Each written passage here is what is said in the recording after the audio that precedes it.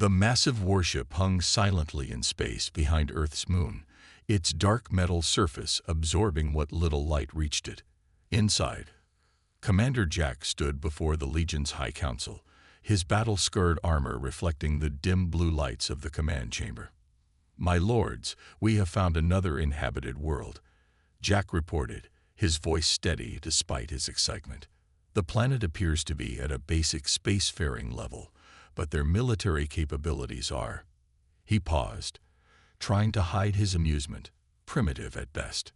The council members, each wearing the ceremonial armor that marked them as the greatest warriors in the 7 systems, leaned forward in their seats.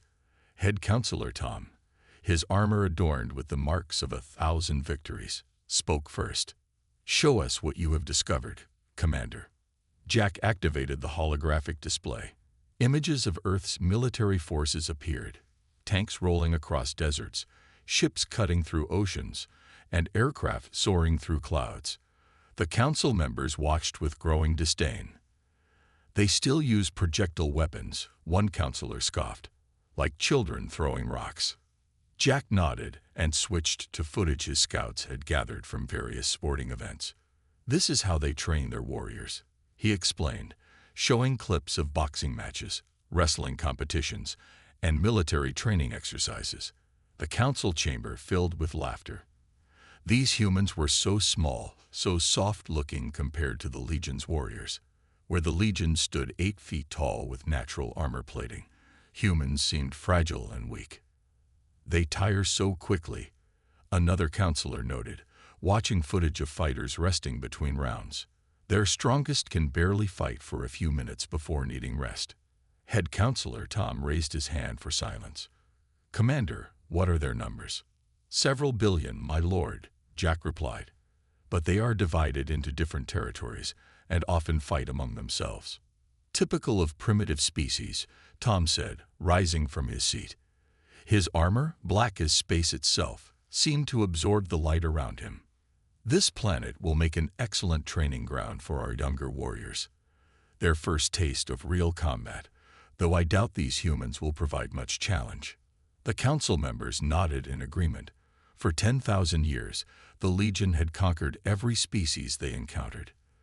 Their natural armor could deflect most weapons, their strength could crush steel, and their warriors trained from birth for combat. How could these soft, tired humans possibly resist? "Prepare the first wave," Tom ordered. "We'll begin with their major population centers. Standard conquest protocol." He turned to the other council members. "Let's give our young ones something easy for their first campaign." As the council dispersed, only one member remained silent. The oldest among them, Bill, had fought in more battles than any living Legion warrior. He replayed the footage of human military exercises, watching carefully. "Commander," Bill called out as Jack turned to leave. "These humans, have you noticed anything unusual about them?" Jack paused. "Nothing significant, Elder, though." He hesitated. "They do show remarkable persistence. Even when clearly exhausted or injured, they often continue fighting. It's pointless, of course, but strange to watch." Bill nodded slowly. "In all my years, Commander, I've learned to be wary of species that don't know when they're beaten." He pointed to footage of a marathon. "Look at them, running for hours. Why? What enemy requires such endurance to defeat?" "With respect, Elder," Jack replied, "endurance means little against our strength and armor. They will fall like all the others."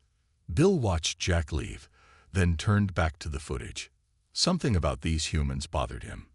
The Legion had always won through overwhelming force, but these creatures, they trained as if preparing for long battles, built weapons for sustained warfare, and seemed to embrace exhaustion as a normal part of combat. 10,000 years of victory, Bill murmured to himself. "I hope we haven't grown too confident to recognize a real threat when we see one." But his warnings would go unheeded. The Legion had already begun preparing for invasion, completely unaware that they were about to face something entirely new, an enemy that didn't know how to give up. The sky turned black as Legion dropships descended on New York, London, Tokyo, and other major cities across Earth. Their massive forms cast shadows over skyscrapers as panic erupted in the streets below. Inside one of these ships, young Legion warrior Rob checked his armor for the third time. "Remember," his squad leader Pete said, "hit them hard and fast. These humans will probably surrender as soon as they see us." The younger warriors nodded, eager for their first real combat. The dropship's doors opened with a hiss. Rob and his squad leaped out, expecting to land among screaming civilians. Instead, they found empty streets. The silence made Rob nervous. "Where are they?" another warrior asked. The answer came in a hail of gunfire from windows and rooftops. Bullets pinged off their armor harmlessly, making the warriors laugh. "Is this all they have?" Rob shouted, advancing toward a barricade where human soldiers crouched. Then something hit him in the knee joint, where the armor was thinner. Rob stumbled, surprised by the accuracy. These humans had spotted their weakness in minutes. "They're targeting the joints," Pete yelled. "Shield formations." But the humans had already disappeared into buildings. The Legion warriors stood in their perfect shield formation, waiting for an enemy that wouldn't come out to face them. Elsewhere in the city, a small team of human special forces soldiers watched through scopes. "They're strong," Captain Mark whispered, "but they're fighting like it's ancient Rome. No adapting, no taking cover." "Sir," his sergeant pointed to a fallen Legion warrior. "That one's still breathing." Mark grinned. "Time for some answers. Team 2, give us covering fire. Team 3, bring that smoke launcher up here." The Legion warriors didn't expect the thick smoke that suddenly filled the street. Their armor filtered out toxins, but it couldn't help them see. They heard sounds all around them: footsteps, voices, the clatter of equipment. "Stand firm," Pete ordered. "They're trying to frighten us." A small object landed among them. Not a grenade. Something else. Music started playing, loud and disorienting, coming from multiple directions. More smoke, more noise, more confusion. Rob felt something hit his leg again, this time with enough force to crack the armor. He spun around but saw nothing in the smoke. Another hit. Another joint cracked. The humans were learning fast. "This is wrong," a warrior shouted. "They should be charging us, fighting with honor." Instead, the humans kept hitting and running, never staying in one place. Hours passed. The Legion warriors had never fought for so long without rest. Their movements grew slower. Back at the Legion command ship, alerts were coming in from all invasion sites. The humans weren't surrendering. They were adapting, learning, and fighting in ways the Legion had never seen. Head Counselor Tom received the reports with growing anger. "How are they still fighting? Our warriors are superior in every way." Elder Bill watched the battle feeds quietly. "They're wearing our forces down," he said. "Look, our warriors are exhausted, but the humans keep rotating fresh troops in. They're fighting as if they expected this to last for days." On the ground, Rob's squad finally cornered a group of human soldiers in a building. They charged in, expecting an easy victory. Instead, they found themselves caught in a maze of hallways and rooms, every corner a potential ambush. "Keep pushing," Pete ordered. "We are the Legion. We don't retreat." Then they heard it, the building's support structures groaning. The humans had led them into a trap. The explosions started at the base, and the entire structure began to collapse. Rob woke up hours later, buried under rubble. His armor had saved his life, but he couldn't move. As human soldiers dug him out, he realized something terrifying. These creatures hadn't just survived the Legion's attack, they had turned it into a chance to study their enemies. "Sir," Rob heard a human voice say, "this one's still alive. Get the containment unit ready. It's time we learned more about our visitors." The Legion's first day on Earth was ending, and nothing had gone as planned. They had expected a quick victory. Instead, they had found an enemy that refused to play by their rules, an enemy that was learning, adapting, and most worryingly, showing no signs of giving up. The interrogation room was deep underground in a military facility. Rob, the captured Legion warrior, sat restrained by specially designed bonds based on weaknesses found in their armor. Across from him, Colonel Mike studied a tablet showing battle footage. "Your kind doesn't understand us at all, does it?" Mike asked, looking up from the screen. Rob tried to maintain his warrior's dignity. "We understand enough. You're weak. You tire easily. Your bodies break." Mike smiled and played a video. A human marathon runner completing a race despite bleeding feet. Another clip showed a soldier carrying his wounded friend for miles through desert heat. "We break," Mike agreed, "but we keep going." In another part of the facility, scientists examined Legion armor and weapons. Dr. James held up a piece of the natural armor plating under a microscope. "It's incredible," he said to his team. "Their entire species evolved to be perfect warriors. But that's also their weakness." "How so?" asked his assistant. "They evolved for short, decisive battles. Look at their muscle structure. All power, no endurance. They're sprinters trying to run a marathon." The data from multiple battles was telling the same story. Legion warriors dominated the first hour of combat, but after that, their performance dropped sharply. Humans, rotating troops and fighting in shifts, were outlasting them. Meanwhile, at the Legion command ship, Elder Bill presented his findings to an angry council. "These humans," he explained, "have something we've never seen before. They call it tactical flexibility. They don't fight to showcase strength. They fight to win, using any means necessary." Head Counselor Tom slammed his fist on the table. "They hide like cowards. They set traps. They refuse to face us warrior to warrior." "Because they know they'd lose that way," Bill replied calmly. "So they found another way." "When was the last time we had to do that?" The council chamber fell silent.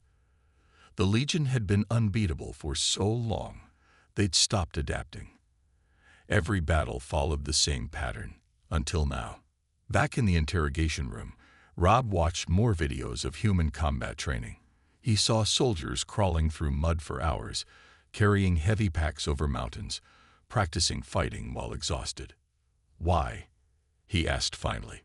"Why train to fight tired? Why not just be stronger?" Colonel Mike leaned forward. "Because we've always had to fight stronger enemies.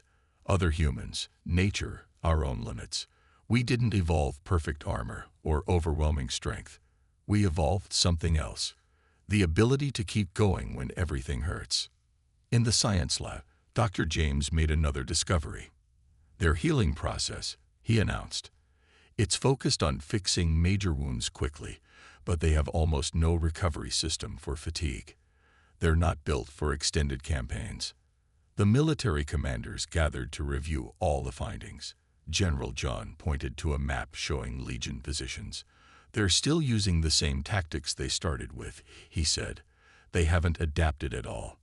They don't know how." "Sir," a junior officer spoke up, "what if we never give them the fight they're looking for? No big battles, no glorious charges, just constant harassment, making them chase us until they're exhausted." The room grew quiet as the implications sank in. The Legion's greatest strength, their warrior culture, was becoming their greatest weakness. In orbit, Elder Bill watched Earth's cities through the ship's viewers. "We thought they were primitive because they still fight each other," he told an aide. "But that's why they're dangerous. They never stopped learning, never stopped finding new ways to fight. We've been stagnant for thousands of years, and they're about to make us pay for it." Rob, in his cell, finally understood what made humans different. The Legion fought to prove their strength. Humans fought to survive, and they'd do whatever it took to win. There was no honor in their tactics, no glory in their methods, just a ruthless efficiency that the Legion had never imagined. As night fell over Earth's battlefields, the Legion warriors stood in their perfect formations, waiting for enemies that wouldn't come.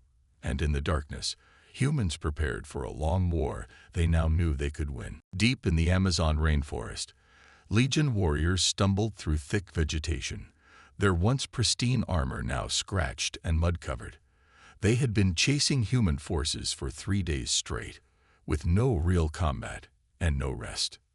"They're out there," growled Commander Pete, his voice hoarse with exhaustion. "Keep moving. We don't stop until we find them." His warriors, once proud and unstoppable, now dragged their feet. Their natural armor, designed for protection, had become a burden in the humid heat. Every step was harder than the last. Hidden in the canopy above, Captain Mark and his Special Forces team watched through thermal scopes. The Legion's heat signatures were dimming, a sign of their failing stamina. "Look at them," Mark whispered into his radio. "They're barely keeping formation now. Time for Phase 2. Across the forest, small speakers hidden in trees began playing human combat sounds.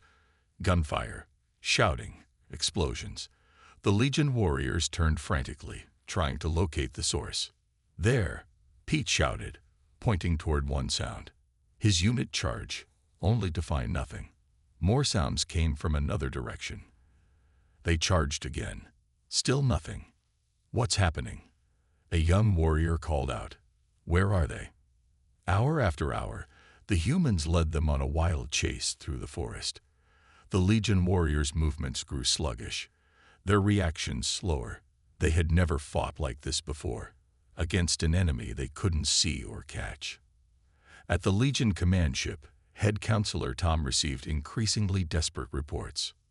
"Sir," a communications officer reported, "we're losing contact with more units. Not from combat. They're just shutting down." Elder Bill nodded grimly. "Their armor systems are failing from extended use. We never designed them for this kind of warfare." On the ground, Pete's unit finally stumbled into a clearing. They were exhausted, disoriented, and angry. That's when the real attack began. Small drones zipped through the trees, firing specially designed rounds at armor joints. Snipers targeted weak points with terrifying accuracy. The Legion warriors tried to form their defensive formations, but they were too tired to move quickly enough. "Stand and fight," Pete roared. "Face us like warriors." From his position, Mark smiled. "We are fighting," he said quietly. "You just don't like our way." The battle that followed wasn't really a battle at all. It was a methodical dismantling of the galaxy's greatest warriors. The humans struck from multiple angles, retreated before the Legion could respond, then struck again. They never stayed in one place, never gave the Legion a chance to use their superior strength. One by one, Legion warriors began to fall, not from fatal wounds, but from sheer exhaustion. Their armor, now running on emergency power, grew heavier with each passing minute. "This is impossible," Pete gasped, dropping to one knee. "We are the Legion. We cannot lose to what?" Mark asked, finally stepping into view. "To primitives. To weaklings." He walked among the fallen warriors, his team covering him. "You're not losing because we're stronger.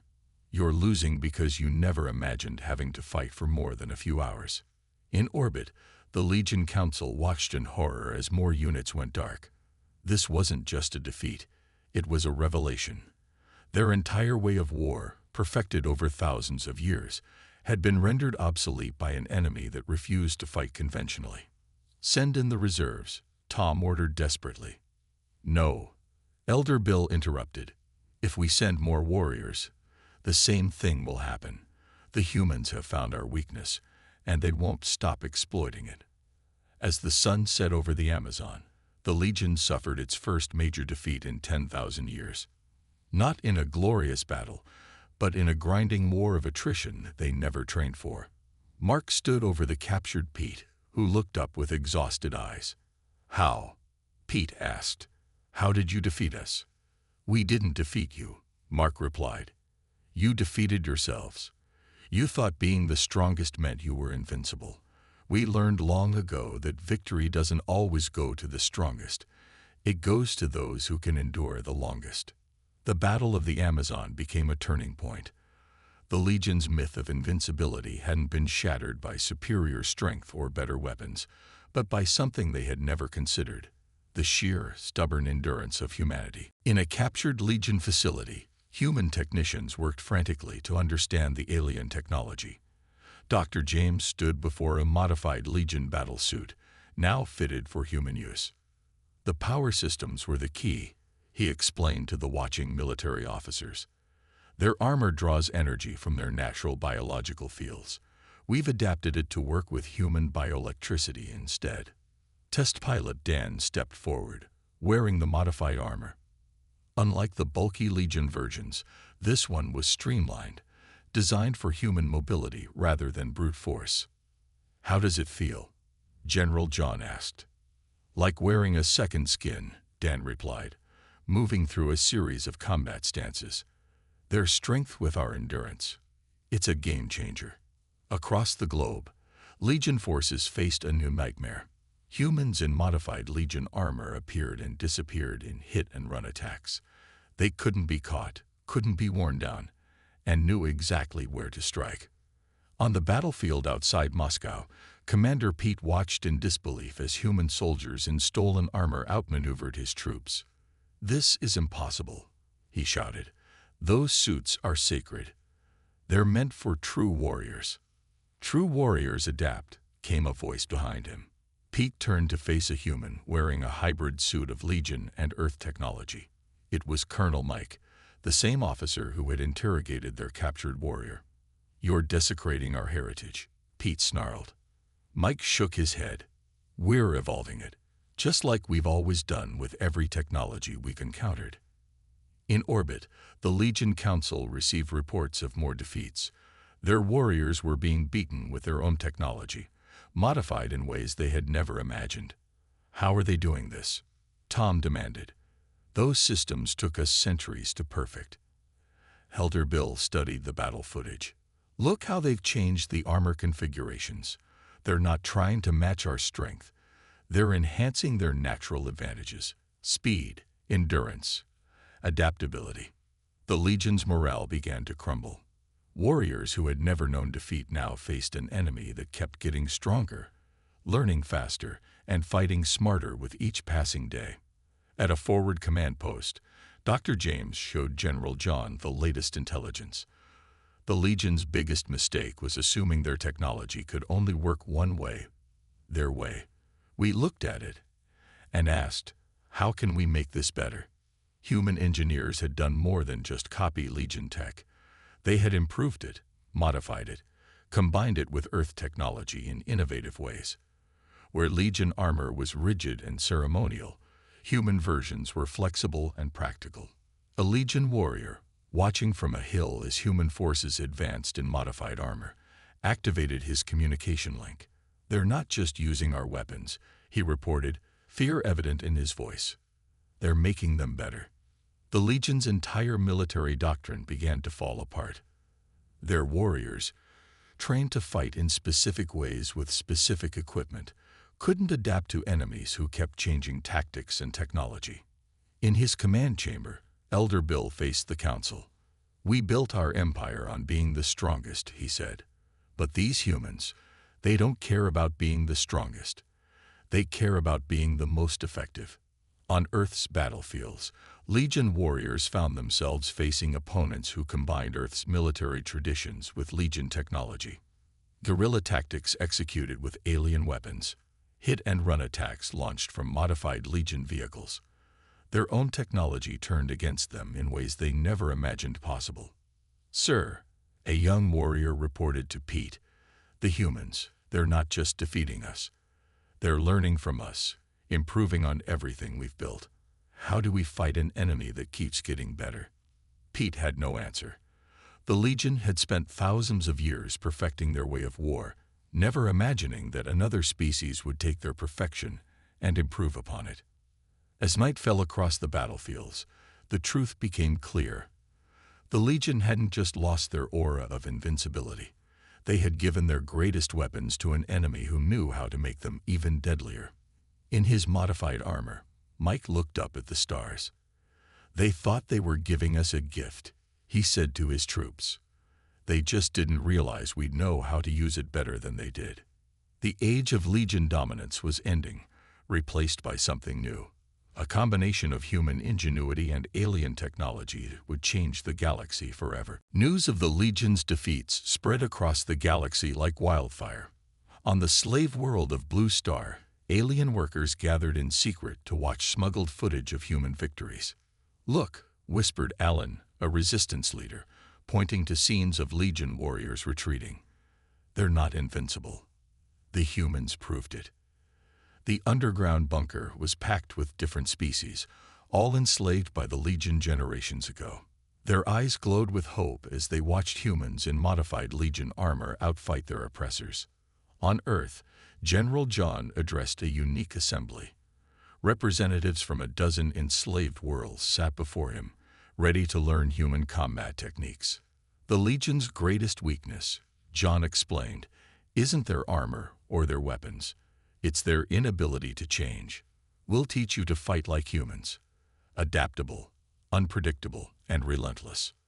The training transformed these alien resistance fighters. Species that had cowered before the Legion for centuries learned Earth's military traditions. They discovered that their own unique biological traits, combined with human tactics, could become powerful weapons. In orbit around a distant mining colony, Legion Commander Sam detected unauthorized transmissions. "Another uprising," he reported to the Council. "They're using human tactics, hit and run, guerrilla warfare, psychological operations." Elder Bill, now one of the few voices of reason in the Council, watched the reports flood in. "It's spreading faster than we can contain it. The humans aren't just beating us. They're teaching others how to beat us." The revolution took different forms on different worlds. Some alien species excelled at stealth operations, others at coordination and swarm tactics. Each found their own way to adapt human military principles to their unique abilities. On the forest world of Green Peak, tree-dwelling aliens who had served as Legion scouts for centuries now used their climbing skills for ambush tactics. Their Legion overseers found themselves under attack from above, never knowing when or where the next strike would come. "They fight like humans now," a Legion warrior complained after another defeat. "No honor, no direct confrontation. Just endless harassment until we break." In the Legion's training academies, young warriors struggled to understand what was happening. Their combat doctrines, unchanged for millennia, suddenly seemed outdated and ineffective. "Watch this," Dr. James told a group of alien resistance leaders, showing footage of human special forces in action. "It's not about being the strongest. It's about being the smartest, the most adaptable, the most persistent." The alien students learned quickly. Species that had evolved for different purposes discovered they could fight effectively using human methods. A race of small, quick aliens became masters of infiltration. Another species, naturally armored but slow, learned the art of defensive warfare. On the Legion's throne world, head counselor Tom received news of another planet lost to the rebellion. "How?" he demanded. "How are they spreading this infection across our empire?" "Because we made the same mistake everywhere," Elder Bill answered. "We thought strength was enough. We never taught our subjects to think for themselves. And now the humans are teaching them." The rebellion moved like a wave across the galaxy. Each victory inspired more uprising, and each uprising learned from those before it. The Legion found itself fighting not just humans, but a galaxy full of species learning to fight like humans. In a resistance camp on a desert world, Alan watched his troops train. Former slaves moved with new confidence, combining their natural abilities with Earth combat techniques. "The Legion taught us that only the strong deserve to be free," he told his soldiers. "The humans taught us that anyone willing to fight smart and never give up deserves freedom." As the revolution spread, the Legion's empire began to crumble. Their warriors, trained only for direct combat, couldn't handle enemies that refused to fight on their terms. Back on Earth, General John received reports of successful uprisings across dozens of worlds. "The Legion spent thousands of years teaching the galaxy that might makes right," he said to his staff. We taught them something different, that determination, adaptability, and cooperation can overcome any force. The galaxy was changing. Species that had once served the Legion now fought with human-inspired tactics, each adding their own unique abilities to create something the Legion had never seen before. An enemy they couldn't understand and couldn't defeat. The surrender ceremony took place on neutral ground, a space station orbiting Earth. Head Counselor Tom, his once pristine armor now bearing the marks of defeat, stood before representatives from Earth and the liberated worlds. "For 10,000 years, we were the strongest," Tom said, his voice heavy. "Now we understand that strength alone is not enough." General John stepped forward to accept the Legion's formal surrender. The document was simple but revolutionary. The Legion would release all enslaved worlds and submit to a new Galactic Defense Council led by Earth. Elder Bill, watching from the side, nodded in approval. "We needed this," he whispered to his aide. "We had stopped growing, stopped learning. Perhaps now we can begin again." In the months that followed, a remarkable transformation began. Legion warriors, under human guidance, learned new ways of fighting. Their natural strength and armor, combined with human tactical thinking, created something entirely new. "Watch," instructed Mike, now a training officer, as he showed a group of young Legion warriors how to fight smarter, not just harder. "Your strength is a tool, not your only weapon. Think, adapt, survive." The former slave worlds flourished under the new order. Each species contributed its unique abilities to the Galactic Defense Force. Fast-moving aliens became reconnaissance experts. Naturally stealthy species excelled at covert operations. The Legion's warriors, learning humility, found their place as heavy assault specialists. On Earth, the Galactic Military Academy opened its doors. Aliens from across the galaxy came to learn human military principles, each adapting them to their own abilities. "The key," Dr. James explained to the first class, "isn't to fight like humans. It's to think like humans, always adapting, always finding new ways to solve problems." In orbit above the Legion's homeworld, their mighty warships were being rebuilt, not as tools of conquest, but as part of a combined defense fleet. Human engineers worked alongside Legion technicians, merging their technologies in ways neither had imagined possible. Alan, now representing his freed world in the Galactic Council, visited Earth for the first time. "You didn't just defeat the Legion," he told General John. "You changed the way the galaxy thinks about warfare, about strength, about cooperation." The Legion's warrior culture didn't die. It evolved. Their young ones learned to value intelligence and adaptability alongside strength. Their training grounds, once focused only on combat, now taught strategy, innovation, and teamwork. "We were stagnant," Elder Bill told a gathering of Legion youth. "We thought we had reached perfection. The humans showed us that perfection isn't a destination. It's a journey of constant improvement." Earth became known as the planet that changed everything. Not just for defeating the Legion, but for showing the galaxy a new way forward. Species that had never cooperated learned to work together, each contributing their strengths to the greater whole. In the new Galactic Defense Force headquarters, a mixed crew of humans and aliens worked seamlessly together. Legion warriors served alongside their former slaves, each respecting the other's abilities. "Look at this," Mike said to Tom, showing him a training exercise where different species coordinated perfectly. "This is what real strength looks like. Not domination, but cooperation." Tom, no longer the proud head counselor, but a student of human military science, watched in amazement. "We thought we were teaching the galaxy about warfare," he admitted. "Instead, the galaxy learned from Earth how to create something greater than war, true unity." The final change came in how the galaxy viewed Earth, not as the planet that humbled the mighty Legion, but as the birthplace of a new way of thinking about strength, about fighting, about victory. "We remember what the Legion taught us," General John told a graduation class of mixed species at the Academy. "Strength matters, But Earth taught the galaxy something more important. That strength without wisdom, without adaptability, without cooperation, is just brute force waiting to be outsmarted. And so the galaxy entered a new age. The Legion's warrior culture merged with human innovation, creating defenders instead of conquerors. Earth's legacy wasn't just victory in war. It was teaching the galaxy that true strength comes in many forms, and the greatest victories are won not by the strongest alone, but by those who never stop learning, adapting, and working together.